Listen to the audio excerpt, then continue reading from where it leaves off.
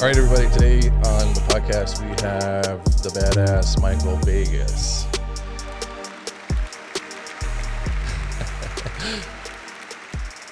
How's it going, man? Man, it's going great. How are you doing? I'm good. I'm getting a little stir crazy because of the way the world is right now, but I can't complain. I'm not sick, so I'm not going to bitch too much. Fortunately, I heard something the other day. It's like, I think some people are still getting evicted, even though they've called moratoriums on evictions in a lot of places. Some people are still being thrown out on the streets. It's like, while you may think being stuck inside and knowing that you're going to be inside for months is a problem, imagine not knowing where you're going to be. That's fucked up. I didn't know that. I had heard that they were on the rise, meaning that they were starting. I didn't realize that they were basically put in a fucking express lane. They never really stopped. That doesn't even make sense. And to me, and since you brought it up, we're just going to get right in it. The fact is that we have this fuckface who considers himself the leader of the free world, who all he had to do was lead. And the fact that the one who, to me, in our generation, in our lifetime, that was clowned the hardest up until now was W. And the look on his face when they snuck in and said, hey, we've just been attacked, a terrorist attack on 9/11, and the look on his face of sheer terror and, oh, fuck, what am I supposed to do? Mm-hmm. He still seems like a fucking genius compared to the asshole that's running the country right now. I mean, it's as far back as like when it first started with the, all right, so they're suggesting we wear a mask. I'm not going to wear a mask. You shouldn't wear a mask. Like, thanks, Dick. That's what, among all the other things, that's where this, I don't know. I go on forever about how much of an ass he is. So, in my opinion, think about how intelligent you have to be to appear as a really good, stupid clown, right? Right. If you're just a dum-dum and you're trying to be a clown, you're not entertaining and you don't hold people's attention like you're supposed to. But if you have somebody really smart behind the act of looking stupid, it gets everybody and it makes them all pay attention and laugh. Right. And I don't think Trump is smart. I think Putin, the one with his hand up his ass, is a fucking genius. Yeah. And it is so scary to see. It's like all these, all the moves about, if you look through the media history, anytime he has made an outrageous accusation or claim or just said something racist, every single time it was to hide something else that's going on. Right. He knows how to create outrage. He doesn't give a fuck. He's a narcissist. And so he doesn't care if you're outraged or what the media cycle does. He has no shame around it. And he can just go on about his merry way. Well, we're all, sitting here bickering as to whether or not it was said, whether or not it mattered this. It's like, okay, well, you just lost like 5 essential freedoms while you were looking at that news article. Right. Not to mention, and he very much plays the shiny look over here. Like he's got the magician thing going on to where it's like, let me show you something over here to distract from over there. And then yet he thinks, I don't know if his people do, but I know he thinks that he's got this weird Jedi mind trick thing to where, and I'm sure you've probably seen this, where he's like, I'm going to say something stupid. And the media says, hey, he said something stupid. He's like, no, I didn't. And the media is like, okay, maybe he didn't. Like people, and I'm like, how does he pull this off? He's not that smart. It's the people that own news companies are rich, right? And so whether it's right or left wing, he has been creating tax breaks for the rich. So those that do even oppose him idealistically won't want to oppose him financially because it's so beneficial to their corporate entities that how can they go against it? And so they let it go for so long and they let it slip for so long. And now they're sitting here with a democracy or profits card in their hand. Like, which one? Like, how do I move forward at this point? Right. So, yeah, that makes a lot of sense. The problem is, and the way he's stupid is, the problem, and the way he's stupid is that magicians don't do the same trick over and over and over for people. You'll figure it out. Right. You watch the same magic show 100 times. You don't look at the misdirection. You start looking for what's going on behind you. And it's just complete idiocy to have tried to play the same joke, who tried to play the same just kidding retraction of reality gaslighting card over and over and over. People are getting wise to it finally. Even the media is getting wise to it, which is nice. Right. It's sad it took so long. I feel most of what was going on, just my political opinion, was that Russia's just trying to cause discourse. If you look at how they operate, their military is puny in comparison, and they just can't, they don't have the actual firepower to do it, but they do have the smarts to disrupt. Disruption causes a weakness. It's like united we stand, divided we fall. Right. And that's what I feel like Trump's done the entire time he's been in office, is he's just more and more separation, more and more divide, whether it's through racism, whether it's through classism. Like it's ridiculous that, not that he's able to do it, it's ridiculous that so many people in this country have fallen for it.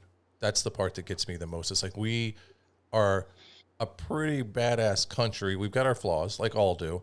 But for this many people to drink that Kool-Aid, and I don't even think it's Kool-Aid, I think it's flour-flavored water, like it's mud, but yet so many people consume his bullshit. And I know people that are first generation. So go ahead. The Hitler concept of the big lie.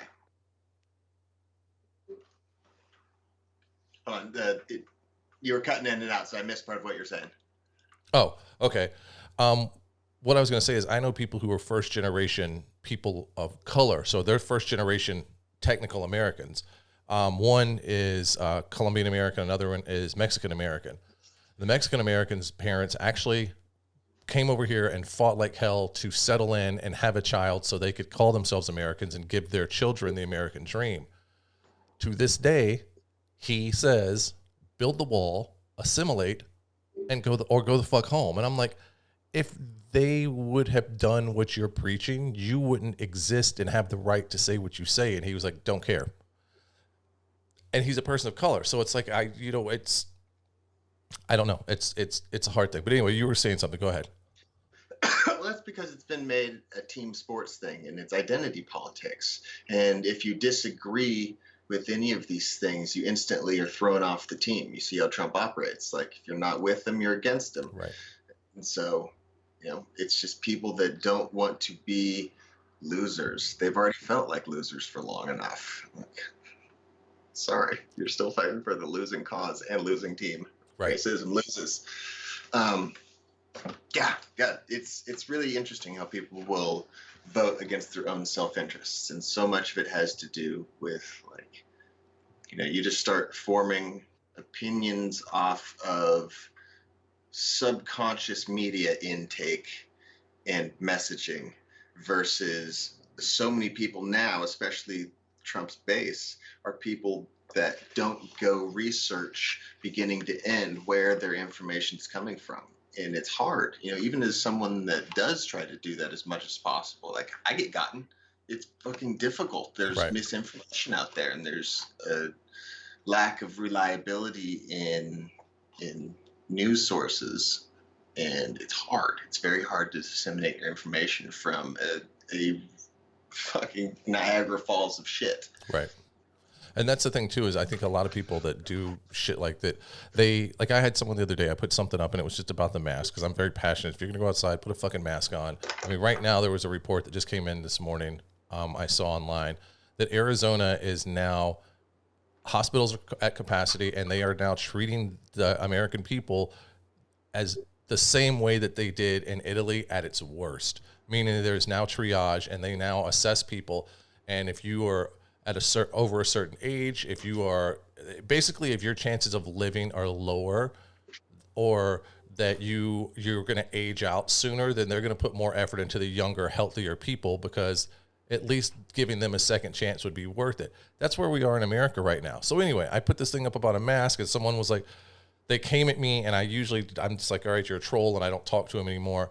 And this time I actually said, hey, look, I've done the research, and I've looked at more than one source, and I've done blah, blah, blah, blah, blah. Here's why I say this. And they're like, oh, well, it's nice to hear at least one person on your side has done some type of research. Why don't you tell me what browser you use? And I was like, browser? What the fuck does my browser have to do with? So The conspiracies are so deep and ignorant with some of these people, and it just I don't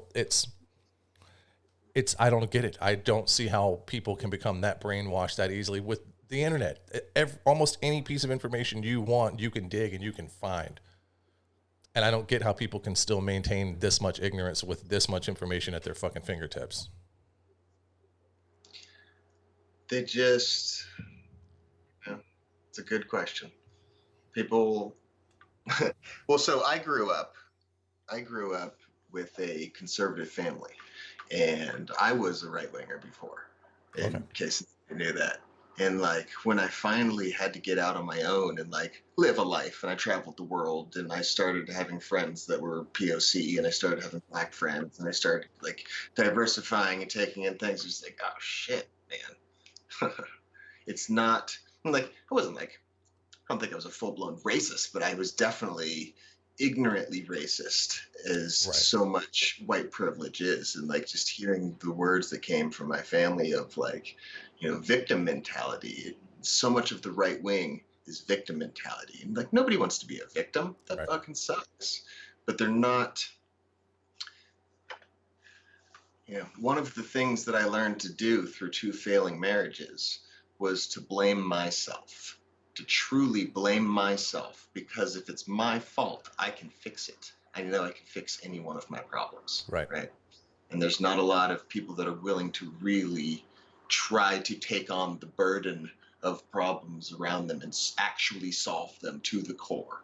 And if you can start looking at that, you start realizing, it's like, wow, it's like I'm the problem. I'm victimizing myself mentally about things that don't even exist, right? It's just non-realities.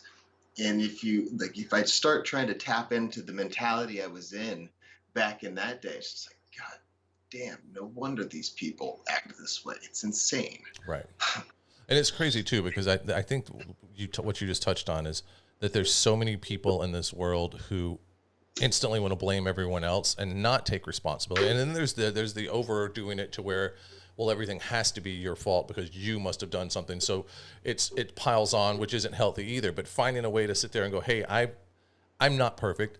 I've clearly done something that's whatever it was, whether it was poor judgment in a relationship or allowing this person to do what they did, whatever the situation was. It's having the ability to realize that you are flawed and then putting in the work to try and better yourself. And that's where most of the people, I think, in this world are falling short.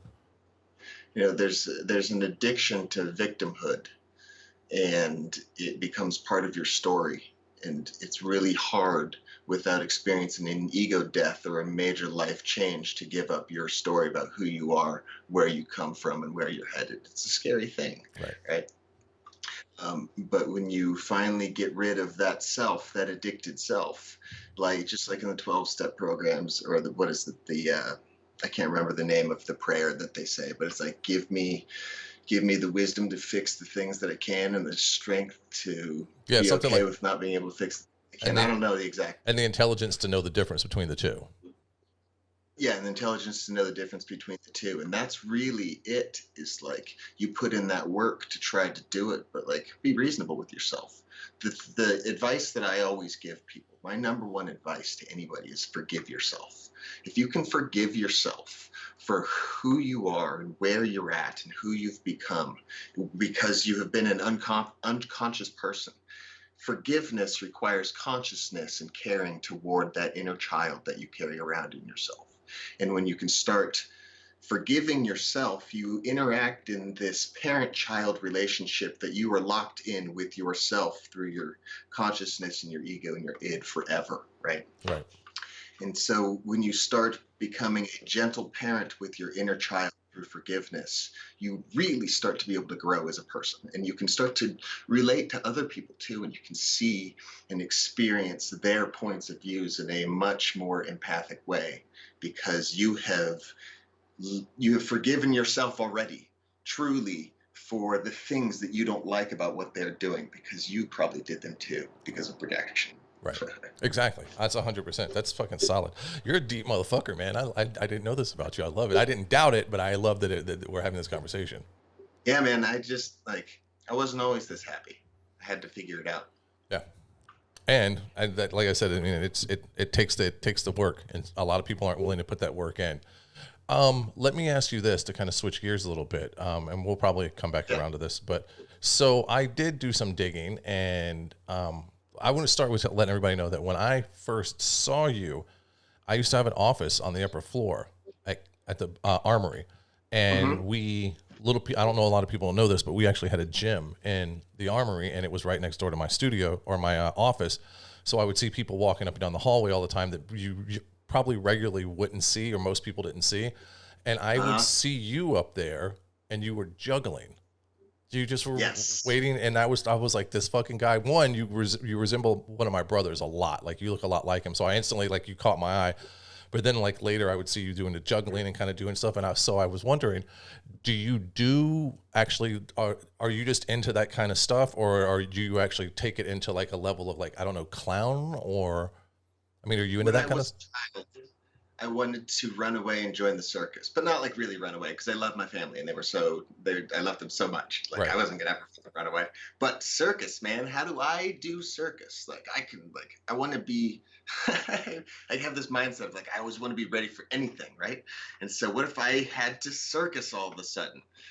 And I love skill games. I love, like, just like playing video games, if you practice doing a button combo enough times, it just, like, comes out, right?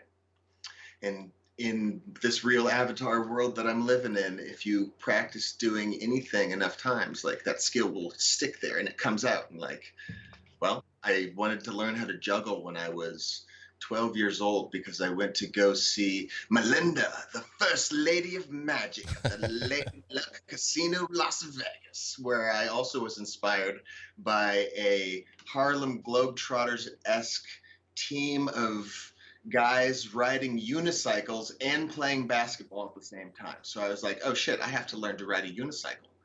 So when I was like, and I hadn't moved yet, so I was under 12 years old.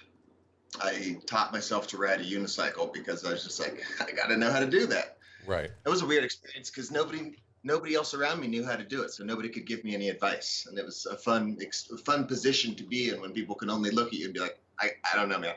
Right. Keep going. So wait a minute, you unicycle and juggle. I've done that. I can unicycle and juggle. Not very well. I can walk on a walking globe that's like a large hard sphere, and juggle much better. Okay. I just discovered the other day I can play guitar and walk on the ball. So it's a good one. Holy shit. That's impressive, dude. I was a drummer for a long time, so. Yeah. So moving on past that, I'd seen people juggling, and I was like, hey, Mom, Dad, I really want to learn to juggle. Will you get me this juggling club set that I found in the back of a magazine? And they're like, okay, Michael. And so they bought me a bunch of different juggling things, and I learned to juggle balls, and, like, I could kind of do that, but I couldn't, like, the internet didn't exist yet, so there wasn't more information for me to take in other than the Klutz book of juggling. Right. And juggling club set. God bless you, Klutz books. You taught me so many skills.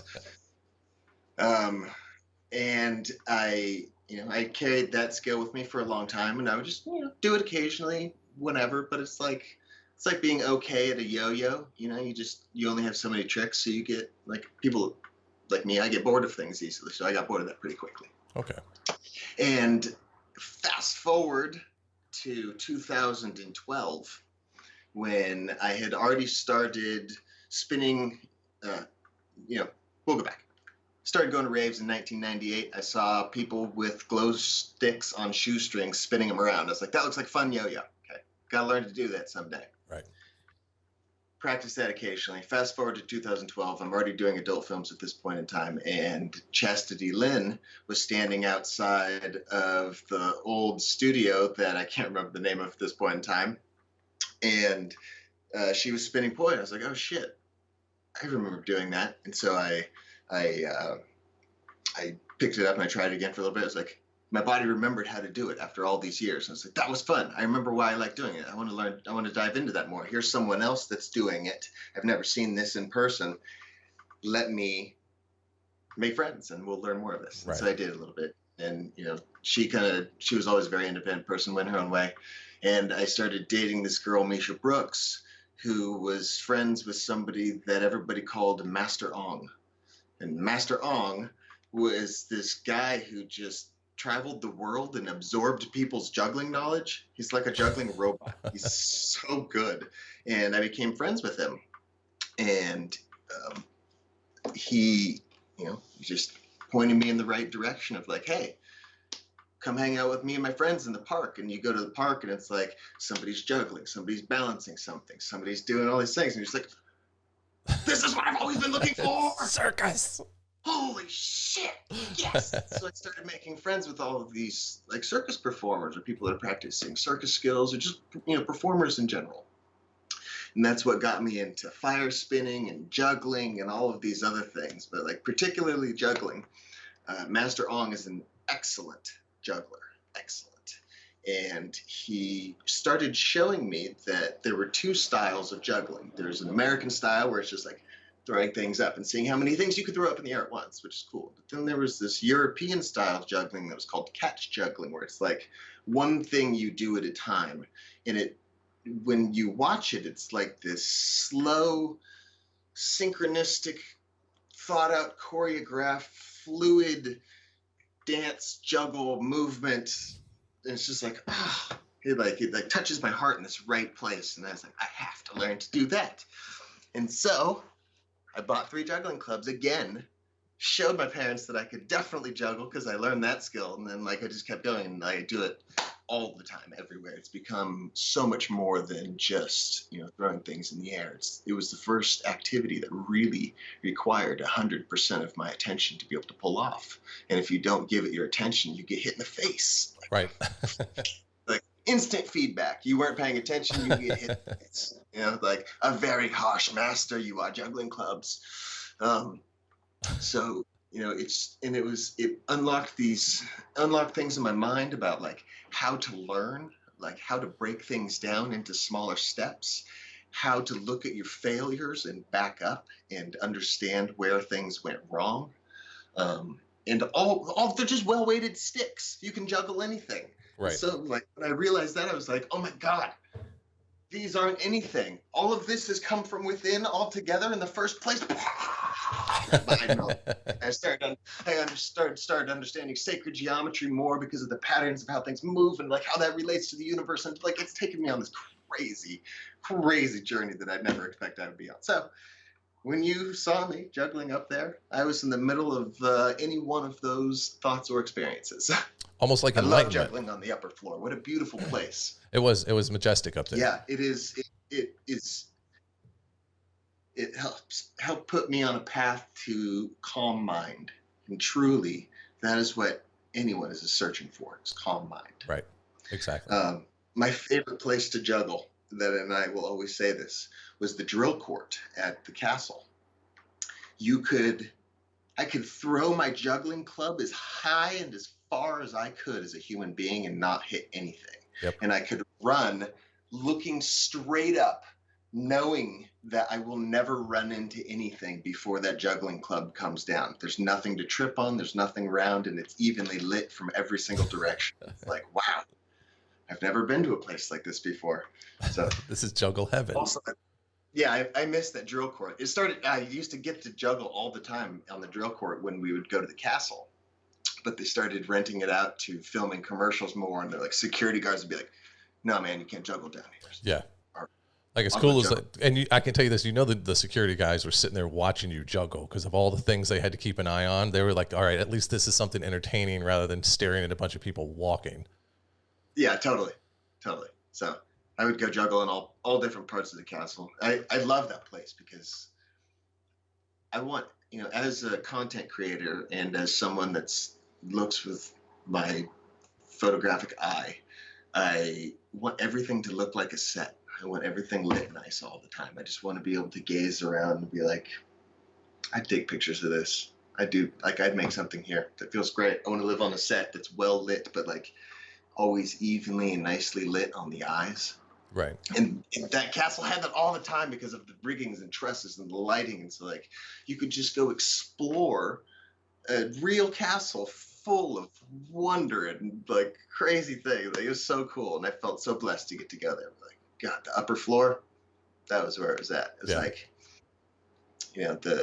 I liked how silent it was in there because I could hear myself breathing better. And like paying attention to your breathing is an important aspect of concentration. Right. It was crazy when I first moved into, or started working at Kink, and and they, here's the thing, we're going to give you the upper floor and the training of O. And I was like, okay, well, let's sit down and let's talk about the vision you have, talking to the owner and blah, blah, blah. And we go back and forth. And the first thing I think is, because when I showed up, there were nasty white walls, these old walls that have been there forever. There were these wires that hung out of the ceiling to an outlet with one light bulb. And it was they had just put the red carpet in, and that was it. And I was like, wait a minute, this is supposed to be the most majestic place possibly in San Francisco or the world, or at least that's what we're trying to convey. This looks like shit. And he's like, well, what would you have? So we sat down and started going over it. So it went from looking like a lot of the other walls and the other hallways in the building to what it became, because I was like, let's sit down and talk about color, and then let's make this stairwell. Remember when as soon as you walked around the corner to go up to the fourth floor, there was reds and golds, and there were all the drapery everywhere. Like we sat down and just had, and all the fucking chandeliers that ran up and down the hallways. Like it was sitting and just constantly going over detail after detail. And then the picture rail went up. That was that took months to get that set up there. And then all the pictures started coming in. They were commissioning an artist.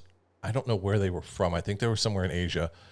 And they were knocking these because it was just like we'd take pictures. We'd give Peter, the owner, pictures, and then he would send them off and get them painted. And they came back, and we had a in-house artist that would touch them up and bring them even more to life. And that's where all that shit came from. It's just crazy to know that it was kind of dingy looking. And in a year and a half, 2 years, we turned it into what we turned it into. Oh yeah, God bless you. It's one of the coolest spaces I've ever been in. So you succeeded. It was magical in there, for real. Well, I think I just put the cherry on top. I mean, it was already like the upper floor sets itself were already there.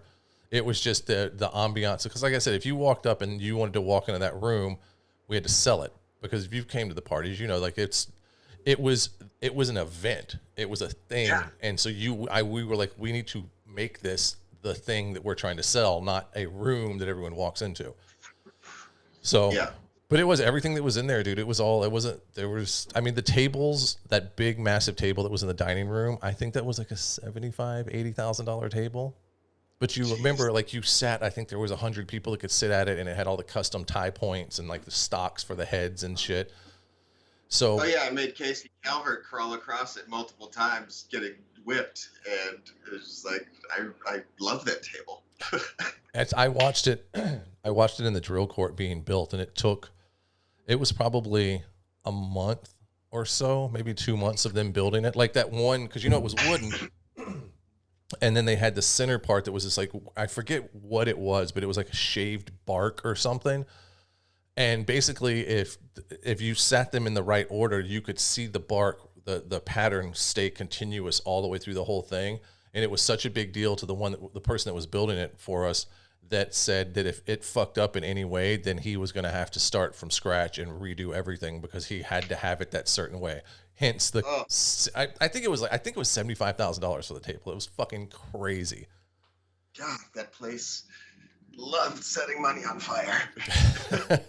They did. But man, it was fucking beautiful. But thank goodness somebody did it, because we got to experience it. Yeah. Wow. It's crazy. There's so many models that I meet that are like, I start talking about it, and they look at me and they're like, I wish I could have been there. And I'm like, fuck, I forgot. There's been a time period now that there's a lot of models that are working that never set foot in that building. Yeah.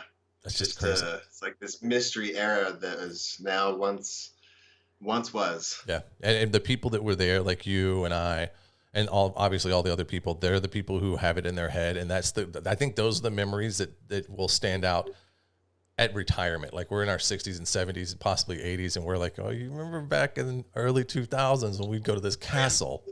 Yeah. Oh yeah. It's like, for real though, some of the craziest shit happened in that building. Yeah. Like, whoa, we recorded all of it. Yeah. Yeah, exactly. And there's proof. There's proof. Yeah, there's proof. Like, go look, you all wanted to see. And I think that's what made it so magic, is like, you know what goes on there. You've seen it. It isn't just like a rumor. It's like, this is a crazy sex castle. Yeah. Oh. There was an Antifa meme that was going around recently and said this must be their headquarters because I can hear screaming and hollering from torture coming out, and it was a picture of the armory, and I was like, I love this. Oh, dude, they said I saw they were saying that Antifa loves pegging, and I was just like, yeah, man, I'm the fucking head of Antifa. Like, sign me up. Exactly. So for anybody that doesn't know, that was a good segue. For anybody that doesn't know, tell us what pegging is, because there's people that listen or possibly don't know who you pegging, are. AKA strap-on sex. Yes, I've been deemed the king of pegging by my community lovingly, which is great. I didn't really know how much. Oh wait, let me backtrack and give you a definition. Yes. Pegging or strap-on sex is sex with your partner with a strapped-on phallic object used for penetrating them, and you don't have to be the top to penetrate them. You can be a service bottom that is in charge of penetration, but it is essentially, the strap-on is a tool, and pegging is the act of using a strap-on on somebody. Right. Does that sound fair? Yeah, that was good. That was really good. And you can, there are all sorts of genders, people with and without penises that are both men, women, non-identifying, or everywhere in between, that can use a strap-on to peg someone. And the someone can be a top. Like for myself, for example, I identify as a power switch, but most often I am a top, and I am having my service bottom peg me or top me, because I'll tell you what, I need to get fucked, and I know how to tell you how to do it. Right. And so I don't mind telling you how to do it. Like, I just got to get what I need. Right. And I've got a great service bottom that knows how to deliver and loves doing, like, she gets off on doing good for her big daddy. Right. And so, like, it's great. It's a fun activity. I also love that name. The first time I saw you reference yourself as Pig Daddy, I was like, this is so, like, I was like, at some point, him and I will have a conversation, and we're going to have to become friends, because you own it. And there's so many people that they're behind closed doors, or they're ashamed of, they like having things shoved in their ass. And you have, as far as I know, always been like, this is who the fuck I am. Like, take it or fucking leave it. This is who I am. Yeah, I have, I've watched people be hypocritical about who they are. And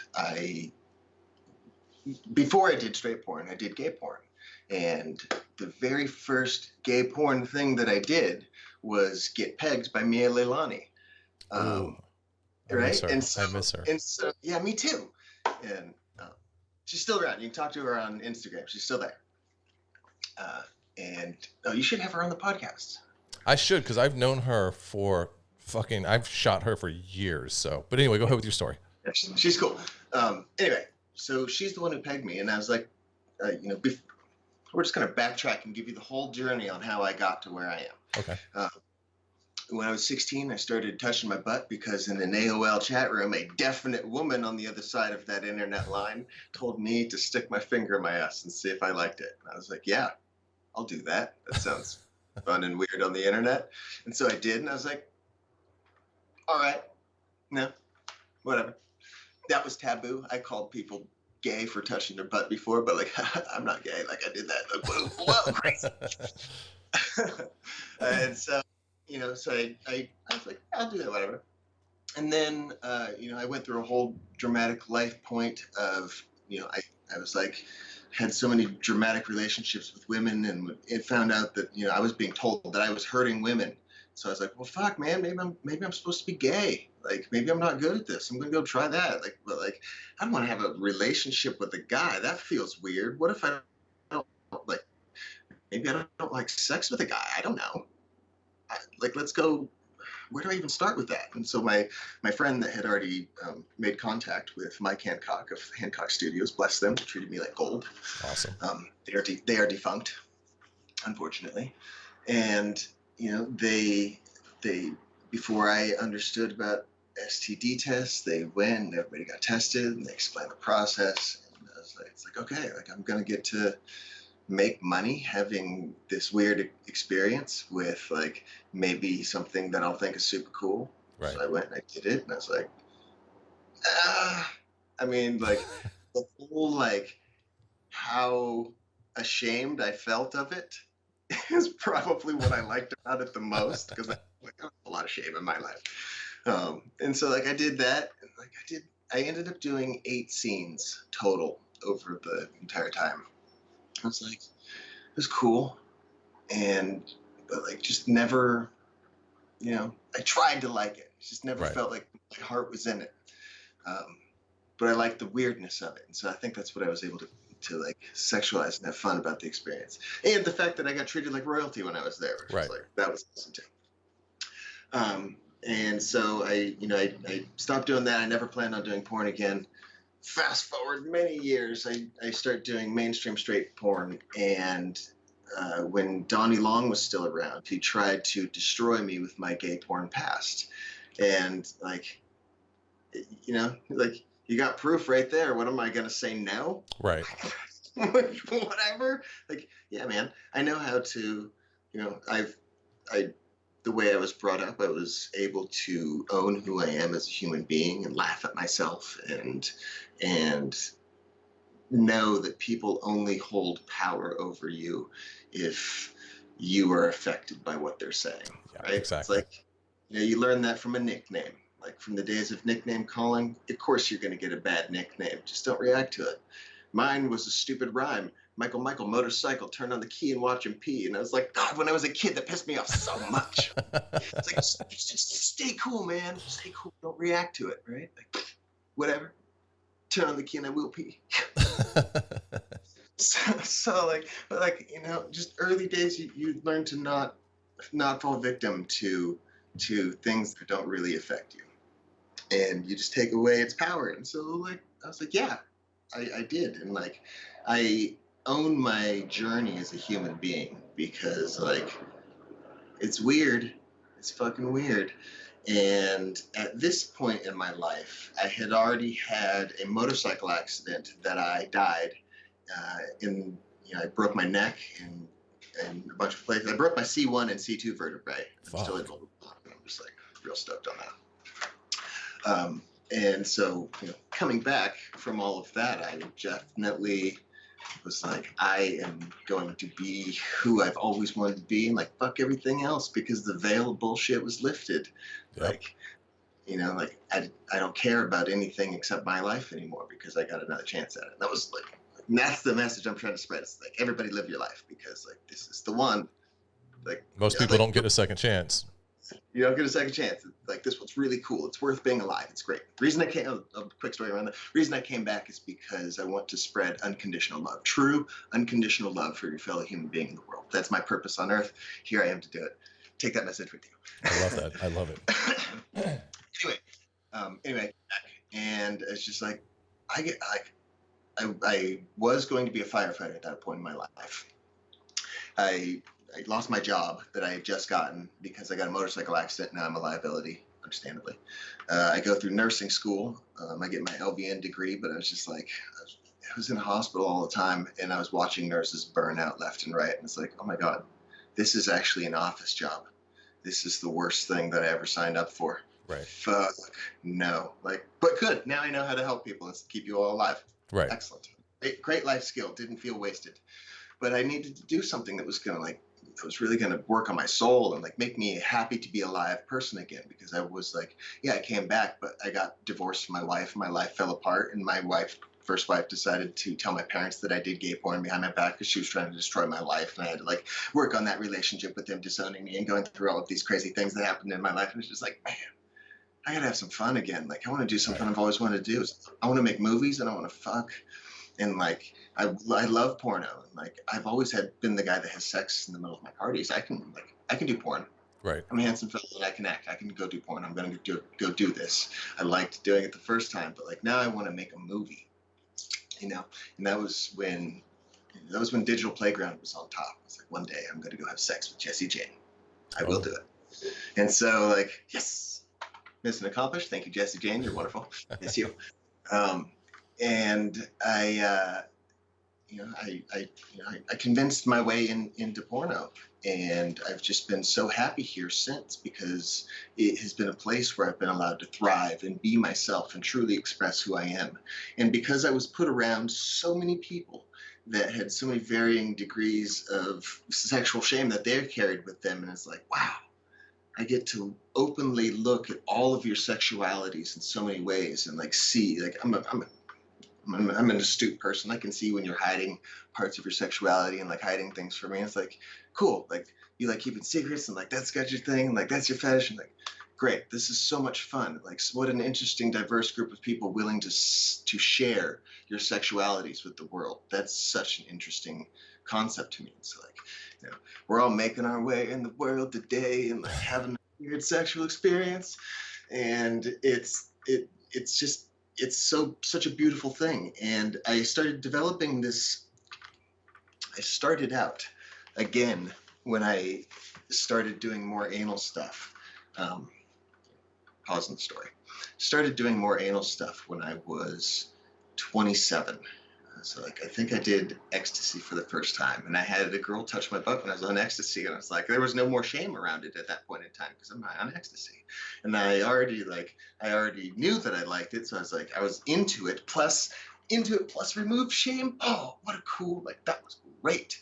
So then I carried this thing with me of like, man, that felt great. That really was a part of your sexuality, and you liked having your body touched like that, and like, because of the injuries I sustained, I had so long lived a constant life of pain, and like any amount of relief and like feel goodness in my body that's extra is just like, oh, thank you, finally.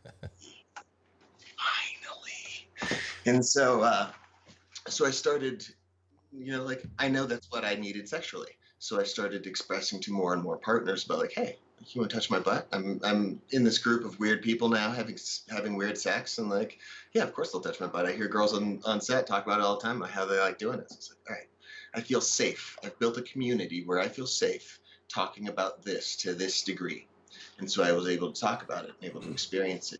And the more I talked about it, the more I experienced it, the more I started following my fetish, which was like, when I watched pornography, I watched the anal acrobats and the everything butts and the girls with big gaping buttholes. Like, I fucking love it. Something about it. This is just like, whew, give me more. Put it in my eyes. I fucking love it. But like, when I would, one time when I was playing with my butt and watching myself on camera or in a mirror, it must have been in a mirror initially. I was like, oh shit, my butt gape. That looked cool too. Let's take a picture of that and see what that looks like, so I can really look at it when I'm not like fucking high on the ground on butt sex. Right. I'm just like, okay, confirmed. I still love it. I'm still looking at it. I fucking love it. I want to show someone this. And so, I was proud of my small gape. I was proud of it. And I was never sexualized by my ass or by my butthole or by so many different ways. And there was so much like sexualizing that I desired as a person when I was coming up through the ages that I didn't get. And so this was one of the ways that it manifests in my life, that it's like, I guess whatever it is, I need attention this way. And like, I accept that and I love it. And like, now I learned, like, that's how you can get what you want out of it. Accept it and love it. You can get what you want by asking for it. Manifest the things you want in life by asking for them, and they will appear.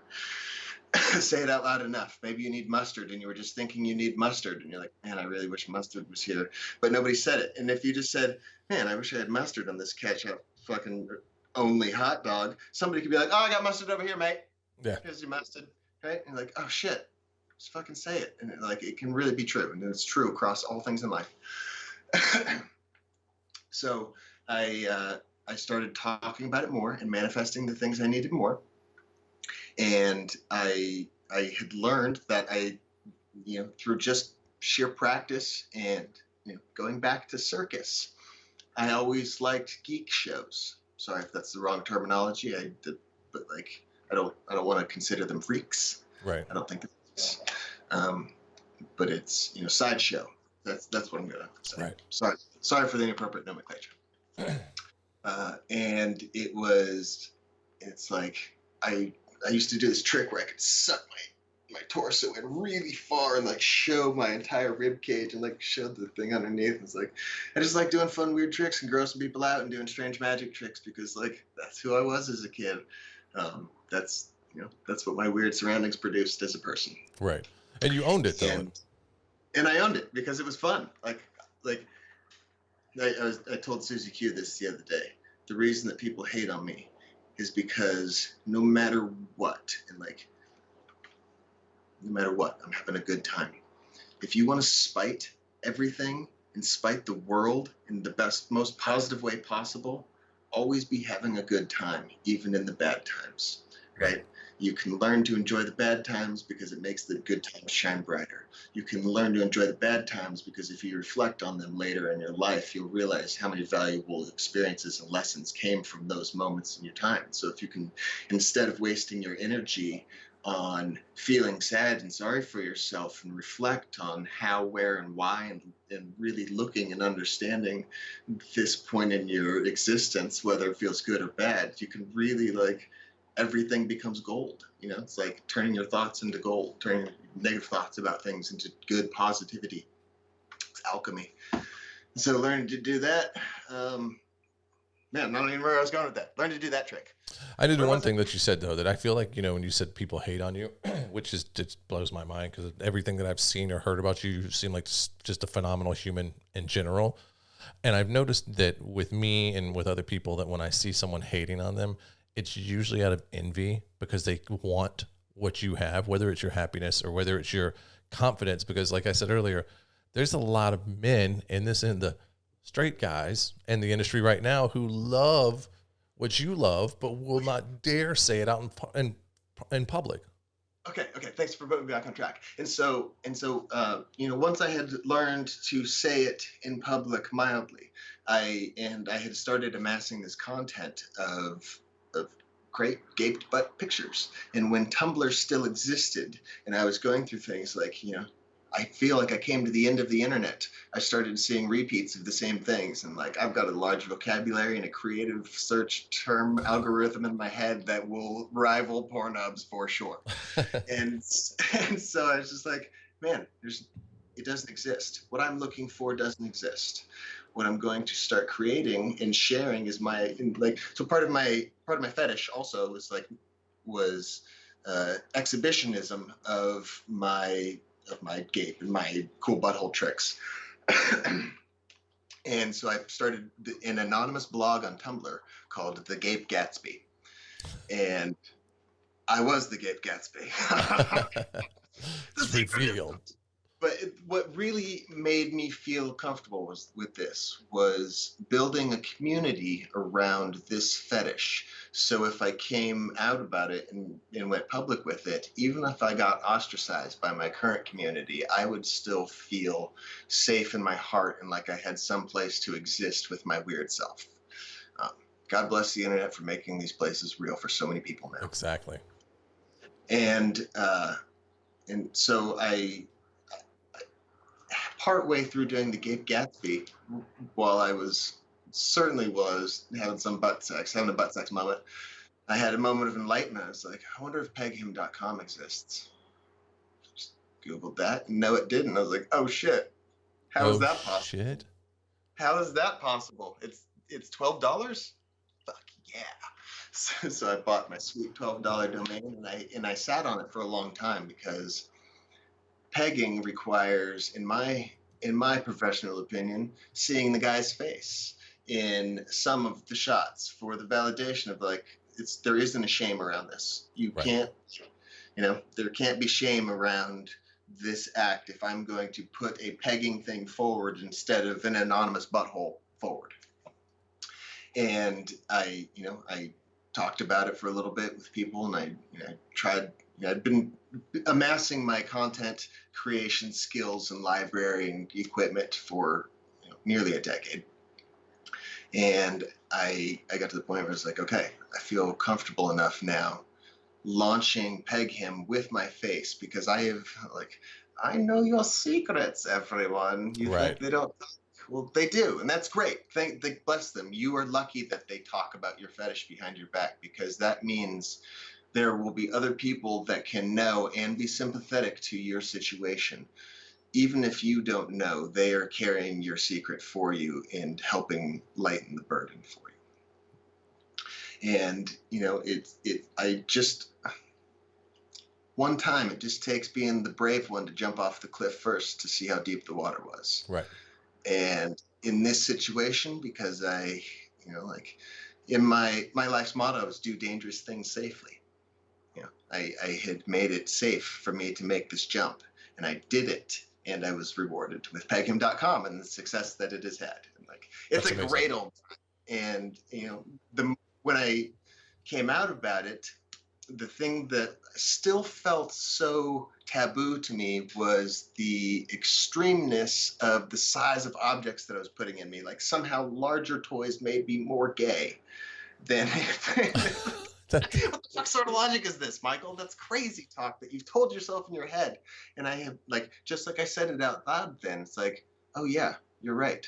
That is just crazy talk that you told yourself in your head. That's not written anywhere on the internet. If anybody else tries to tell you that, who made them the gatekeeper of gayness? Get the fuck out of here.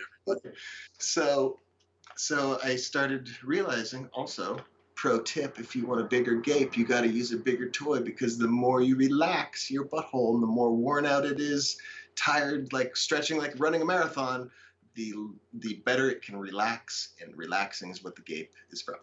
There you go. And so learning those things, I just got really good at butt sex. And so now I have new girls that ask me, I have people across the internet that ask me, and it's been so wonderful. But truly what I've been trying to do, and the motto of peghim.com is Butt Sluts United. It's just people that like butt stuff, everything butt. It's just right. Cool butt stuff on cool people. Looks cool, right? And I don't put themes on the website that involve shame.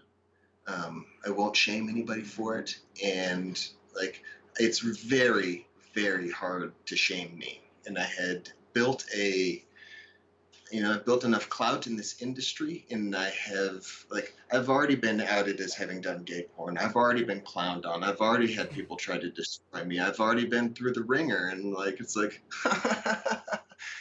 joke's on you. Exactly. I'm still here. And so why not? Why not try to help this community that I felt so rewarded by being a face of it, and being hey, I will if anybody tries to shame you, point them at me. I'll take that burden for you. It's cool. Right. I love it. I'm pretty shame-free. Maybe I'll get another one. And maybe I'll help someone change their idea about sexuality and what it means, and sexual identity and roles that they play in and out of the bedroom. I love educating people. I love bringing new concepts, power dynamics into people's minds. And I love helping heal sexual trauma through just release and acceptance and forgiveness of self for those things that you like. Right. And do you think it's because of society? And I feel like it is, but I'm going to ask your opinion. Do you feel that it's society, social constraints and the way we were raised with this fucking 1930s and 40s and 50s mentality of the man is the man and has to do the man things and blah, blah, blah. But you see, it's do you think that the shame which perpetuates the clowning and the hating comes from that mindset of well, even if I do like it, I'm going to clown on it and fuck with people about it because I'm not comfortable enough, or as I like to say, man enough to take it in the ass and own it. And again, everybody's got reasons for doing what they do, but where do you think that comes from? Where do you think the hate and the haters come from for the situation? You're right on. You're spot on. The fear of being considered. I grew up in the 90s. I have to admit that I used the term gay and fag in a malicious way back then, unfortunately. Right. And because I had used those words, it was just fear. I used it to try to frame somebody as being less than the man. And if you were gay back then, you were considered less than the coolest, best, most masculine, top of your game, alpha male garbage, fucking toxic masculinity shit. Right. But like I was bought in, so like that's what I was going for. And like I don't care I never cared what anybody's sexuality is. I don't care if they wanted to have sex with guys or do whatever. Like this is way before I even knew like butt stuff. Right. And so it's like, because I use that language, trying to get past that as a human being is like, that ignorant asshole that I was definitely has to, like, I hear that voice in my head and I am calling myself that forever, because that was what I called someone else. And it's just like, oh God, it was like, that's what I have to wear for having done that. Right. But also I know how to forgive myself. It's like, all right, it's okay. That's okay. I don't need to carry that shame around it anymore. I'm allowed to like it. And going back to, if you weren't the man, you were gay or a woman or anything but the man. Right. And it's just projections around, fears, projected fears is what it comes from, of not being the man. And the funny part is, why are these people afraid? You have to ask them, like, if there was no possibility of it happening like they claim, would they be afraid at all? It's like, tell you what, man, a house is going to fall on you right now. Are you afraid of that? No. That's that's not going to fucking happen. I'm in a house on the top story. No house is going to fall on me. There aren't tornadoes near me. Okay, that's just unreasonable. Right. But if somebody says, hey man, I bet you like sucking dicks, you go, no. It's like, do I? I've never sucked a dick. I don't know. I can't say for sure. So I have to kill that thought. Kill it with my manliness. Yeah, because there's no way a real man would want to do that. And that's the mentality. And I too, I mean, I think all of us, well, maybe not all, but I think a good majority of people, including myself, have had a point in their lives where they use the term fag and gay and probably other things that you're not proud of. But as you said, you learned and you got better and you took the negativity away from it and made it almost an empowerment to where you're like, you know what, I don't give a fuck. But you said, like, as you were talking earlier, like you would do things and you're like, oh, this makes me gay. It doesn't, but it's like your own brain. You got in your own way at that point. And I mean, but I think all of us are at some point, but it's that constant trying to be better is where we're all trying to get to. So with that, I want to ask you this. Do you think, and it for starters, I'll say that it does with me 100%, but do you think that you've inspired other people with your openness? Absolutely. One of the coolest parts about having done what I've done is that I get messages regularly on all different platforms saying, thank you. You helped me understand my sexuality better. And you helped me feel okay with what I like. And like, God, it makes me tear up and cry every time, because it's like, blessed be, like freedom to you. You're finally free. You are allowed to be you. Like, that's what a gift. I'm so happy that I can give that to people. It is. It's amazing, dude. Like, and I obviously not on the level that you have, but it's like because I'm sitting here listening to you and to hear the way you talk about it, it's empowering. It's crazy empowering because you are so confident and so open about it. I mean, for fuck's sakes, you, as far as I know, are the only straight male performer right now who bent over and took tons of dildo dick, not real dick, obviously, but you on a straight movie. Because the thing, because that was Gamma, right, with you and Cherie? Yeah, we won an Avian award for that. And that's still considered straight. Yeah, and it's still considered straight. Like, that's one for the history books. And like, that's a moment of change. And I'm so proud to have been part of that with her and with Gamma and like their willingness to do that. Yeah, because it was amazing. Because when I saw it, I was like, there it is. There it is. Now, as this industry is needed on so many different levels, there's finally there's none of that, oh, look how gay he is, or, well, I always knew, or any of whatever bullshit could have come out of somebody's mouth. Like, you put it out there and you're like, not only am I going to take it up the ass, but I'm going to take it better than anybody else. And it was like I said, it was fucking mind blowing.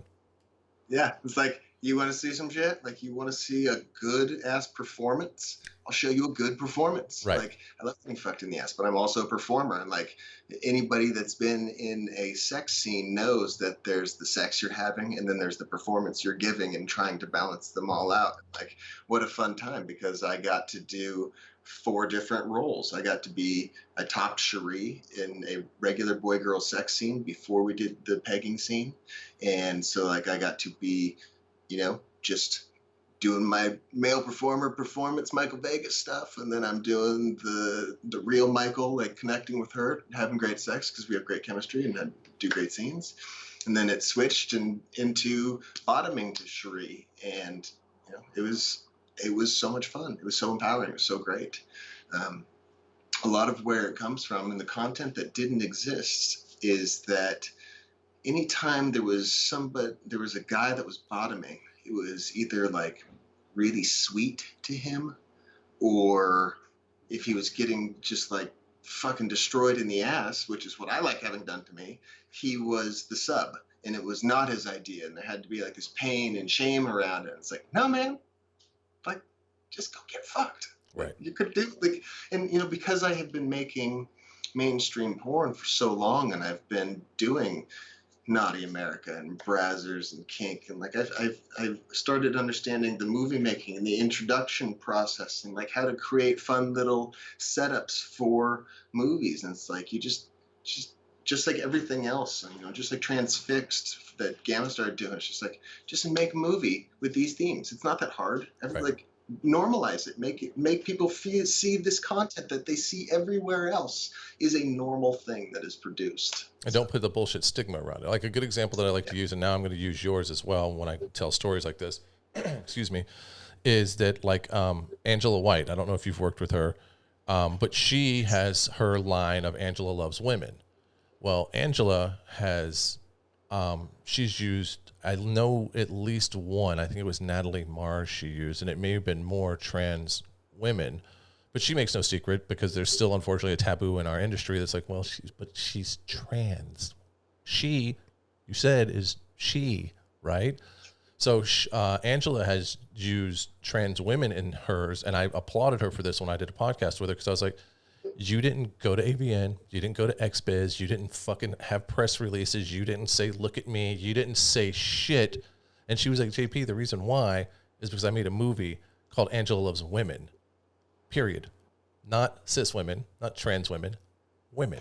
And I was like, so, and the way you're talking, your story is kind of just as inspiring to me, is because you're doing it in a way that's like, hey, we don't have to make this big thing out of it. We're just normalizing it, because that's all it is anyway. And to put these titles of, well, if he takes it in the ass, he must be gay, and if he does, like, it's so, in 2020 of all the years, this should be a point where they stop that shit. It's okay for a straight guy to want it in the ass, or whatever it is that anybody wants to do.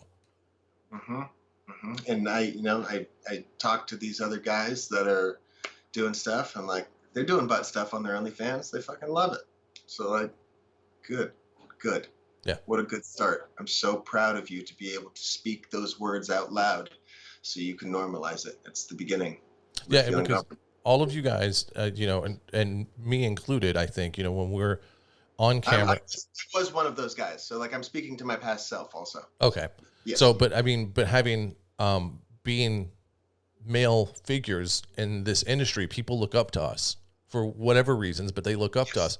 So I feel like seeing, Michael Vegas taking what he takes in the ass and loving it and owning it and saying that this is empowering because this is what I like to do. As we were talking about earlier, I think inspires people, because people are like, me too. And I don't feel weird. And the same thing with me, with what I do, is it's like, it's okay to torture the fuck out of someone and still love them and respect them and hold them on such a high level. Because I tell everybody, anybody that knows me, that's worked with me, is like, I treat women like goddesses. I might torture them, but I'm doing what makes me happy, and at the same time doing it consensually with them. So I feel like to be in a position to where it's opening up, and it's like I do think honestly that you've inspired a lot of the other guys that are into it but are shamed either by family, friends, or themselves, are kind of like, You know what? It's okay. Like Michael did this badass movie, got a fucking award for it, and he still works, and no one's shaming him. No one's giving him shit anymore. And if they are, they're probably few and far between, I would assume. So for that, I Yeah, say and you're awesome. thank you so much. You know, the final piece of the puzzle, when somebody asked me, like, what was it that allowed you to do this? And I said, it was the women that showed genuine interest in topping without a convincing to be the need of doing it. There's so many places where guys know that they can pay to get butt fucked, or they can convince their friend to do it. And so in my head, there was so much like, yes, like someone will do it, but like they're just doing it for me. When the reality of the situation, as you can see on Peg Him, is like these people are doing this because they love it. And you can see it in their faces and see the surprise in their eyes when they've managed to put both of their hands in my butthole. It's just like, oh fuck, this is insane. It's just like it's so much fun, and it's all genuine.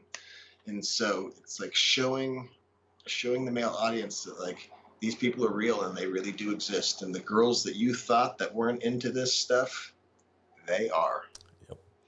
Because at the end of the day, it's sex, and I think that's what it comes down to. And it's putting these identifying marks on it to whether it has to be gay, or it has to be submissive, or it has to be dominant, or it has to be feminine, or whatever these terms are. At the end of the day, I say this to everyone: as long as it's consensual and legal, do you and own that shit and be happy with it. And it's, I don't know, it's just it's nice to see, like I said, someone be able to pull a big amount of what I feel a big amount of the stigma off of that and make it to where, because I guarantee you've set a spot or a pace now to where people are like, wait, you know what?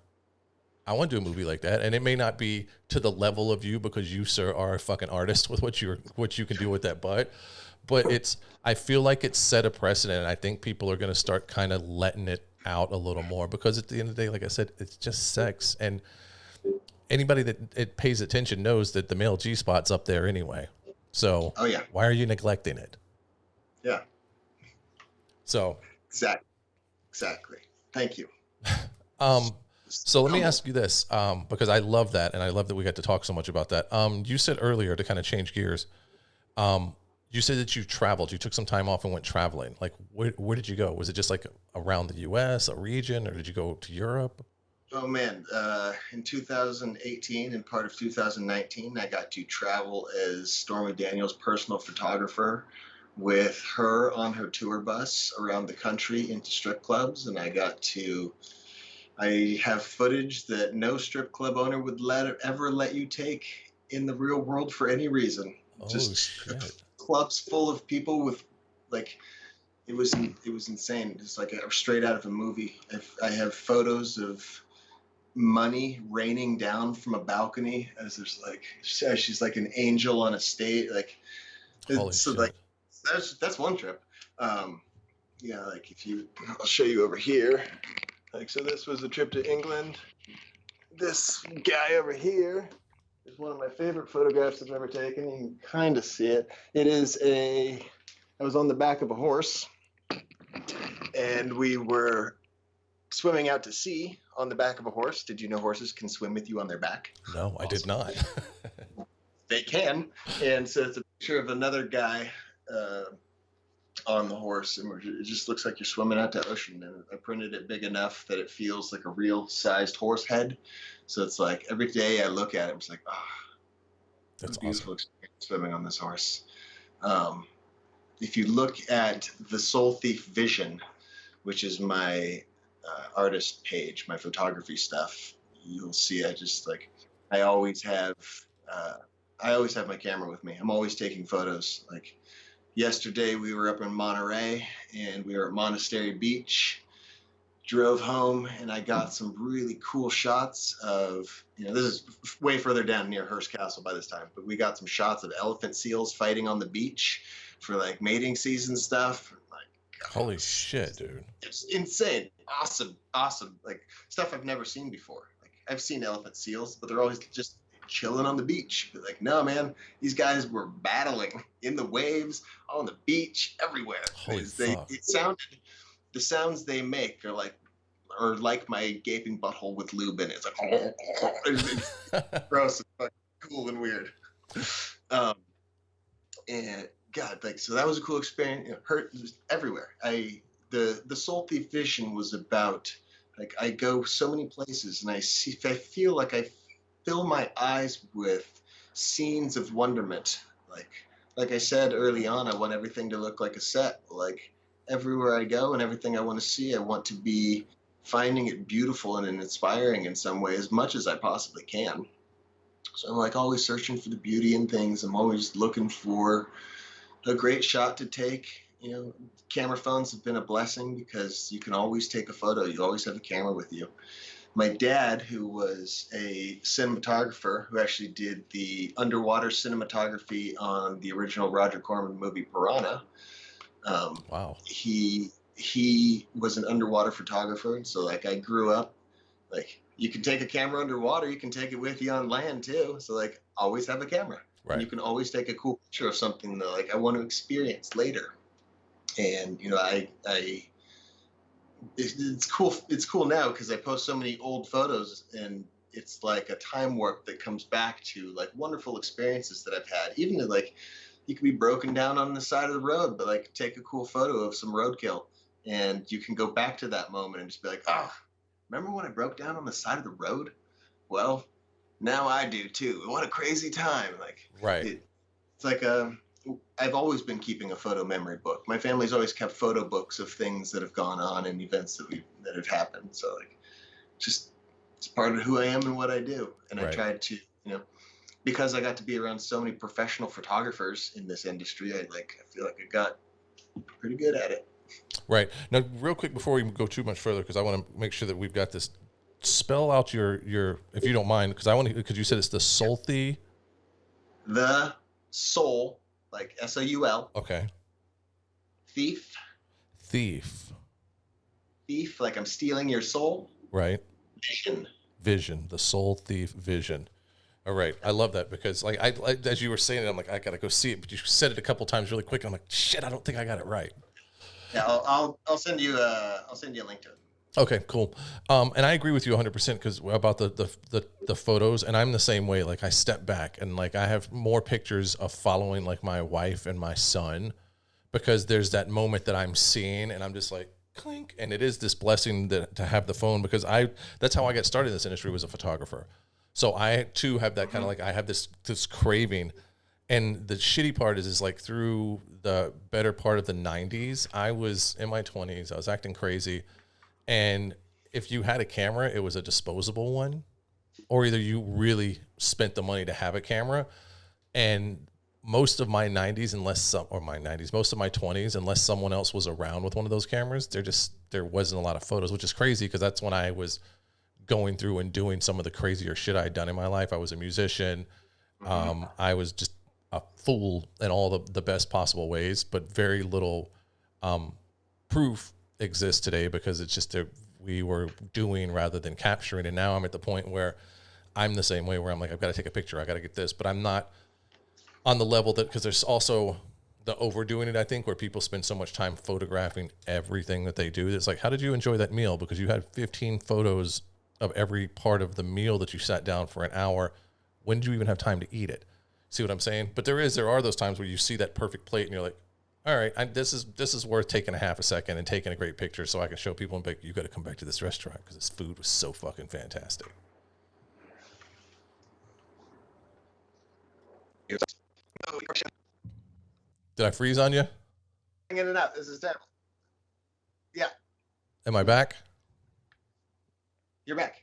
Okay. I heard the thing that we left off on was how I don't understand how people enjoy like their meals, for example, when they're taking so many photos. Oh, okay. Yeah. So basically what I was saying is like, there's that aspect too, to where it's like there's having a camera with you to where you can really go enjoy life, but capture it so you have those moments to reflect on. And then there's the people who take pictures of everything. And it's like, I feel like you can't enjoy the real world because you're too busy capturing it. And there's a detriment at the same time to having a camera in your pocket all the time. I agree. One of the best ways to combat that is learn to examine what you like about the photos you take so you know how to get it quicker when you're capturing your images. Yeah, that's actually smart. What taught me photography the fastest was doing club photography for the Boulet brothers early on in their career. And I was in a small club called Dragonfly, but it had they had really great lighting all the time. And so I learned to use my on-camera flash in conjunction with ambient lighting to, sometimes the background's boring, so you needed it blurry, so you create light trails. But if you use a rear curtain sync flash, the person's face shows up at the end, so you still get a cool portrait, but it's like a blurred background, so it's like a usable photo instead of a blurry thing.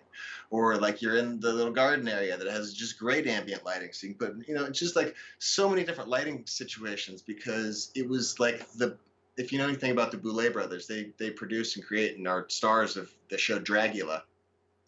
They are just, man, they're drag super monsters, and they threw these parties that were like equivalent of the 90s club kids parties, just like the most, if you can think of a monster that dressed up in drag and was like fabulous at the same time, it's just like, wow, crazy. So like such artistic level and costuming and makeup and like character work and stage performance, and it's like it was really just a spectacular world that was part of Hollywood that I had never seen before, and it captured my attention so hard, and they let me take my professional camera in there and return images that is like just adjusting to all of these things all the time, because I felt like I was doing an injustice to this happening that doesn't seem like it can go on forever if I didn't capture as much of it as possible. Right. I have thousands and thousands of photos from their parties, and they're just that's one of the, and they're so cool. That's awesome. Did a bunch of LSD when I was shooting those photos too. So when I like look back at them, I was like, wow, yeah. I was like, I remember one time when I thought like this fucking pixie was attacking me because she tried to grab my hat unnecessarily with like non-consensual touch, and like I fell into a weird gay men's bathroom. It's like, what? This was it real? Is anything real? I was in a band, and several of them, but the one that I'm going to speak on was there were three of us. There was the lead singer, the bassist, and myself that all were roommates, and then we had a band room in the house, and we dropped acid, and we're like, this is going to be great. We're going to have fun, and we were just chilling. And I forget who said it, but one of them was like, dude, we should go jam. Like, we have everything here. Because everything seems like a better idea when you have a head full of acid. So we go and we jam and we record it, and we're like, we're not going to listen to it because that was the best jam session we've ever had. We just were coming off the cuff. We're just going to wait, because you know how amazing it's going to be tomorrow afternoon, because you're going to crash in the morning. You're going to sleep all day. And when we wake up and you're like trying to get the water and all that, you get your body back to feeling normal, we're going to listen to the most amazing music ever. And we did, and it was the most embarrassing thing that I have ever recorded in my life. It was so bad. It was so bad. Oh, there's a great Netflix documentary about taking psychedelics right now. I can't remember what it's called. I've seen that. It just came out recently, and I think it's about dropping acid. And I think actually Bourdain's in it, if I'm not mistaken. It's great. It is great. If you whether you were a seasoned mind explorer or you are a amateur ready to have your first trip, this will give you good feels, and you should definitely watch it. Fuck yeah. What is the name of that? Because I saw it and I forgot about it. I wish I could remember the name of it, but you'll know it when you see it. Because I remember when it advertised, like I think right when it popped out, I was on Netflix, and I saw it and I was like, I've got to come back to this. And I've had a couple people tell me, they're like, dude, it's not just a little, like it is, like you just said, it's one of the most amazing things. And it's got so many celebrities who sit down and talk about their one-time experience or their multitude of fucking acid trips. It's got Sting, man. Oh, well, there you go. Talk about his fucking trip that he's on, and you're like, all right, Sting. He's like, the thing I just can't get over is the fact that one day we're all going to die. And so like Sting just carries that shit around with him all the time. You're like, oh, Sting. What heavy load, buddy. Sounds like he needs a fucking hug. But at the same time, Sting is one of the most interesting people because, I mean, I'm a huge fan of the Police. I thought his band, not the other fuckers. That's a whole nother podcast. But we, like, I was a fan of the Police, their music. I liked his individual stuff. He did a little bit on the soundtrack for, fuck, what was it called? Well, I love this movie. It's about drugs. It's got John Leguizamo in it. Yep, you're cutting in and out. Damn it, it happened again. So I'll go back. I loved his music. Anything from the Police up to some of his solo stuff, and then he actually did kind of this old school jazz thing on a soundtrack for the fuck was it called? Spun with John Leguizamo. I don't know if you ever saw that movie. So he's got a couple songs in there that are really fucking like old school iconic. So I love his music, but he seems to be so, and he was in the 90s anyway, early 2000s. He was so stuck on himself because he was like, I can make love for days. And he was Mr. Mantra or whatever. And I was just like, holy fuck. So that part of him kind of rubbed me the wrong way, so to speak, because he seems so into himself. I was like, so out of those 72 hours of fucking, how much of that is just by yourself? Like, how much of that is solo work? Because it sounds like you're into yourself as much as you are into fucking anybody else. Serious. Yeah, you got to go watch Sting talk on his psychedelic experiences. It's great. I love it. I'm going to have to. Alrighty, sir. This has been fucking awesome. This has been super fucking awesome. Thanks, man. It's been really great getting to talk with you. I know. We'll have to do this again for sure. And then when the world opens up a little bit, maybe we can fucking actually hang out face to face. Because now I'm like, fuck, I feel like now I know you. Like, I'm like, now I want to hang out and spend, like, not that I didn't before, but now I'm like, I really want to like hang out and just shoot the shit. We'll be friends. Yes, sir. I agree. You, sir, are a fucking badass and amazing. I'm going to do a sign off real quick and then we can chat a little bit afterwards. So, but everybody that's listening and watching, thank you very much. And Michael Vegas, everybody. Thank you so much. If you want to go find me, go to @It'sMichaelVegas on Twitter. Go to Michael Vegas on Instagram or search The Soul Thief Vision on Instagram. You can also go to thesoulthiefvision.com or michaelvegas.com or peghim.com. I love it. All of it. Everybody support this fucking man. He's a badass. All because we're out here doing it. We're having a good time. And now that studios don't exist in the way they once did, I am in charge of my own destiny. And your patronage keeps me alive. I love it. I'll do it together, people. Let's do it. Yes, sir. Thank you, man.